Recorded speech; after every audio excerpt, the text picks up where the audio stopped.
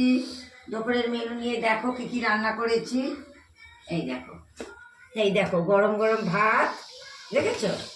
আচ্ছা, আর এটা হলো মূলো শাক ভাজা,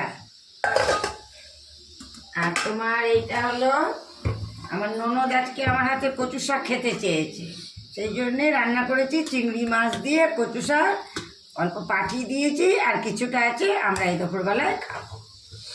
আচ্ছা, আর এই দেখো তারপর আছে এই যে তেলাপিয়া মাছ, এই দেখো তেলাপিয়া মাছ করেছি আলু দিয়ে, টমেটো ধনেপাতা দিয়ে, এই মাখা মাখা ঝোল। আচ্ছা, আর এই দেখো আর এই কালকের এই চিংড়ি মাছ ভেন্ডির তরকারি আছে, আর এই যে শসা, আর এই যে তোমার তেঁতুলের চাটনি, বুঝছো?